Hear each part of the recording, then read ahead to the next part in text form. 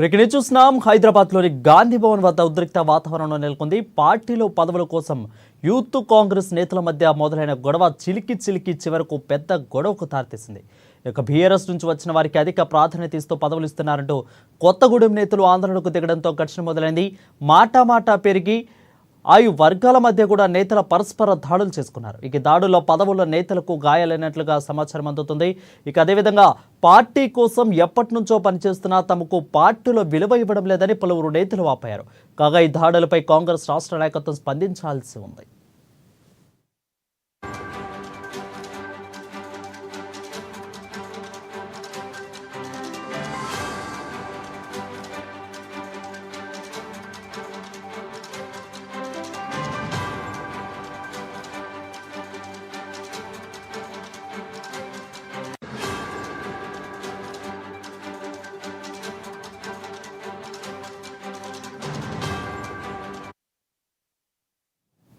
ఇక హైదరాబాద్లోని గాంధీ భవన్ వద్ద ఉద్రిక్త వాతావరణం నెలకొన్నట్లుగా తెలుస్తోంది. పార్టీలో పదవుల కోసం యూత్ కాంగ్రెస్ నేతల మధ్య గొడవ మొదలైంది.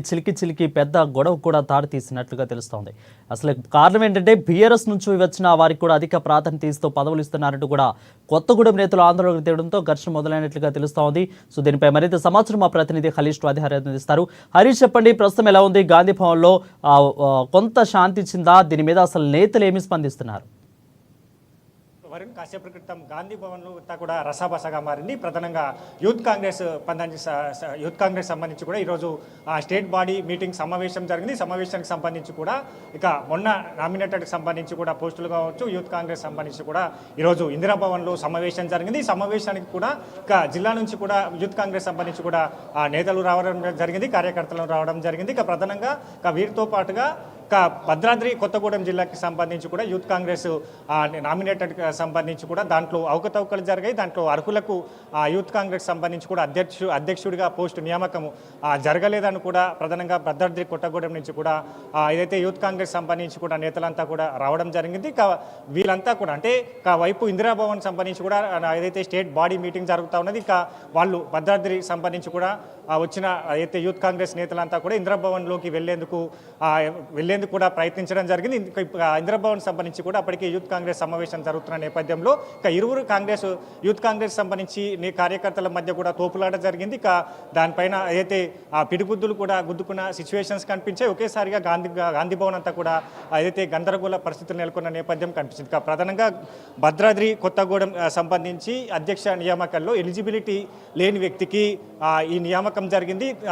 తను ఇతర పార్టీలోచి అంటే బీఆర్ఎస్ పార్టీలోచి వచ్చిన వారికే యూత్ కాంగ్రెస్ నియామకాలకు సంబంధించి కావచ్చు, పదవులకు సంబంధించి కూడా వాళ్ళు ఏదైతే నియామకాలు జరుగుతున్నట్టుగా కూడా ప్రధానంగా ఆరోపణలు చేశారు. ఇక భద్రాద్రి కొత్తగూడెం సంబంధించి చీకటి కార్తీక్ అనే సంబంధించి ఆయన యూత్ కాంగ్రెస్ అధ్యక్షుడిగా నియామకం జరిగింది. ఇక ఆయనకు సంబంధించి కూడా ఆయనకు అర్హత లేకుండా అంటే ఏజ్ లిమిట్ లేకున్నా కూడా ఆయనకు నియామకం జరిగినట్టుగా కూడా ప్రధానంగా దీనిపైన ఏదైతే భద్రాద్రి కొత్తగూడెంకి సంబంధించి కూడా సుధీర్ అనే వ్యక్తి ఆయన సంబంధించి కూడా పూర్తి డేటాతో గాంధీ భవన్కి వచ్చాడు. సమావేశంలో యూత్ కాంగ్రెస్ అధ్యక్షునితో పాటుగా జనరల్ సెక్రటరీ ఉంటారు. వాళ్ళకి సంబంధించి ఈ వివరాలన్నింటిని కూడా తెలిపేందుకు గాంధీ భవన్కు సమావేశానికి రావడం జరిగింది. ఇక ఇదైతే ఇక్కడ ఇప్పటికే సమావేశం జరుగుతున్న నేపథ్యంలో అక్కడ ఇరువురి మధ్య పరస్పర సంబంధించిన మాటలు పెరిగాయి. ఇక పరస్పరకు సంబంధించి కూడా వాళ్ళు ఘర్షణ పడ్డ నేపథ్యం కనిపిస్తుంది. ఒకేసారిగా గాంధీ భవన్ ఉద్రిక్తత చోటు చేసుకున్న నేపథ్యంలో పోలీసులకు సంబంధించి కూడా వాళ్ళను సర్ది చెప్పే ప్రయత్నం చేశారు.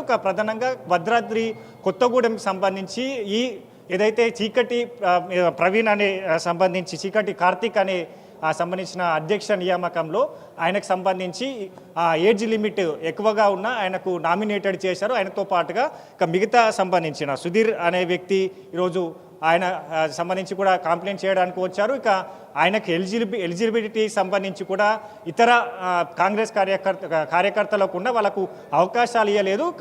ఏదైతే కొత్తగూడెంకి సంబంధించి యూత్ కాంగ్రెస్ పదవులకు సంబంధించి కూడా బీఆర్ఎస్ పార్టీ నుంచి వచ్చిన వాళ్ళకి కట్టబెడతా ఉన్నారని కూడా ప్రధానంగా ఆరోపణలు చేస్తూ ఆయన ఇందిరాభవన్ సంబంధించి కూడా సమావేశానికి కొత్తగూడెం ఏదైతే యూత్ కాంగ్రెస్ ఏదైతే యూత్ కాంగ్రెస్ నేతలు రావడం జరిగింది. వాళ్ళకి సంబంధించి కూడా ఈ ఘర్షణ వాతావరణం నెలకొన్న నేపథ్యం అయితే కనిపిస్తుంది. ఇక మొత్తంగా అంటే కాసేపటి క్రితం ఉధృతంగా గాంధీ భవన్ చోటు చేసుకునే నేపథ్యం పోలీసులకు సంబంధించి కూడా వాళ్ళని సర్ది చెప్పి పంపించడం జరిగింది. వాళ్ళకు ఇప్పటికే దీనిపైన కూడా PCC chief Mahesh Kumar Goud right Harish, అయితే దీని మీద ప్రత్యేకంగా ఇటు ఖమ్మం ఉమ్మడి ఖమ్మం జిల్లా నుంచి కూడా ఈ వాదన ప్రత్యేకంగా వచ్చింది కాబట్టి అక్కడ నేతలు తుమ్మల నాగేశ్వరరావు కానీ మంత్రులు కానీ ఇతరత్ర కాంగ్రెస్ నేతలు ఎవరైనా ఇప్పటికైనా స్పందించారా, లేదంటే వాళ్ళు ఏమన్నా ప్రస్తుతానికి వాళ్ళ దగ్గర నుంచి ఏమైనా ఆర్డర్స్ వచ్చినట్టు ఏమైనా తెలుస్తా ఉందా, శాంతియుతంగా మాట్లాడుకుందాం అన్నట్లు ఏమైనా తెలుస్తా ఉందా? రైట్, ప్రధానంగా ఉమ్మడి ఖమ్మం జిల్లాకు సంబంధించి కావచ్చు, ఇతర కొన్ని జిల్లాలకు సంబంధించి యూత్ కాంగ్రెస్ సంబంధించిన ఈ పోస్టులు ఉంటాయో దానికి సంబంధించిన చాలా వరకు అంటే ఇతర పార్టీలో నుంచి వచ్చే వాళ్ళకే ఇక్కడ అవకాశాలు దక్కుతున్నాయి, వాళ్ళకి సంబంధించిన నియామకాలు జరుపుతా ఉన్నారని ప్రధానమైన ఆరోపణలు చేస్తూ ఉన్నారు. ఒకవైపు సంబంధించి కూడా ఇదే అంశానికి సంబంధించి కూడా పిసిసి చీఫ్ మహేష్ కుమార్ గౌడ్ దృష్టికి తీసుకొస్తున్న నేపథ్యంలో ఈ రోజు సంబంధించి కొత్తగూడెంలో ప్రధానంగా ఈ కొత్తగూడెంకి సంబంధించి కూడా మొన్న ఇదే అంశం పైన కూడా కొత్తగూడెంలో వివాదం కమిటీకి సంబంధించిన ఏదైతే కమిటీ చైర్మన్కి సంబంధించి కావచ్చు ఏ విధంగా రియాక్ట్ అవుతారు దీనిపైన అని కూడా వేచి చూడాలి అవకాశం, ఏ విధంగా రియాక్ట్ అవుతారు దీనిపైన అని కూడా వేచి చూడాలి అవకాశం అవుతుంది. Right, thank you Harish for the clear updates.